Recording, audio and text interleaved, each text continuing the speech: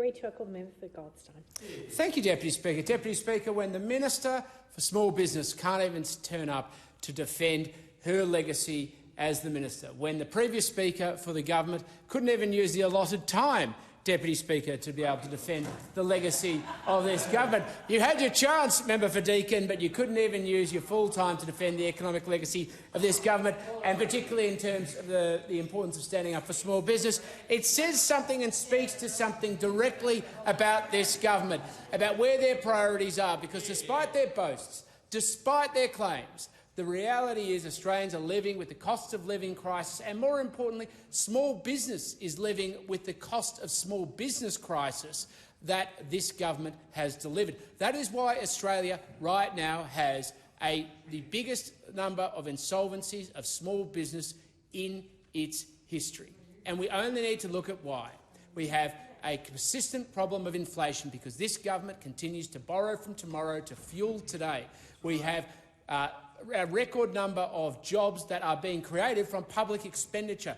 4 out of 5 jobs are either directly created from public sector jobs or by borrowing from tomorrow to pay for today to be able to keep numbers inflated. But of course, who pays that cost? Small businesses pay that cost through inflated costs that are being passed on, and of course Australians through higher prices and of course therefore inflation and higher interest rates. Tomorrow's expenditure, or today's expenditure from tomorrow's debt, means that Australians pay higher prices today and, more importantly, higher interest rates.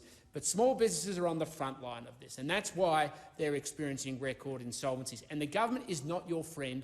The government is not doing anything to help. In fact, the Albanese government has declared war on small businesses who simply want to get ahead and employ more Australians. The absurdity of the situation right now is in this chamber and this parliament, when we had industries like the retail industry wanting to pay workers more, the government was motivated to pass laws so that they could keep the industrial relations system complex, to favour their union mates, to keep the cartel kickbacks going, so that the money would flow to their friends at the expense of Australian workers under the banner they claimed that was making sure they secured penalty rates. But in fact, there was only one penalty rate that was being applied, and it was to make sure that it was going to their union friends. But who was it being paid for? It was being paid for by Australian small businesses.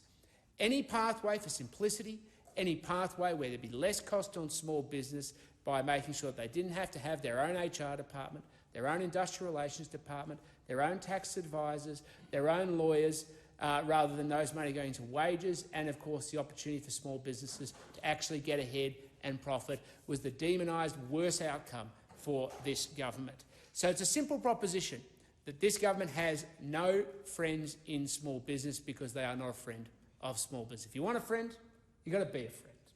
And this government is not a friend of small business. And they're waging their war on small business all across this country because they're not prepared to listen or understand the consequences of the legislation they're putting forward.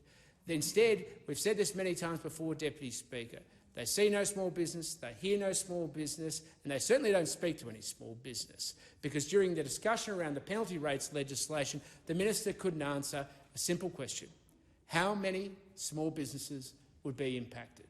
We're now past the legislation being implemented. She's given many speeches in the federal parliament crowing about her incredible achievement. She still can't answer that basic question.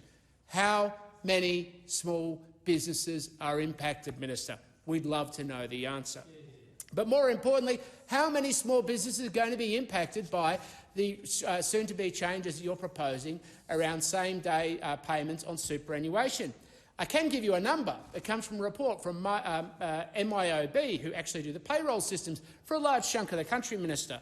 And if you won't care to go to page 9, the report is called Securing Australia's Superannuation MYOB Submission.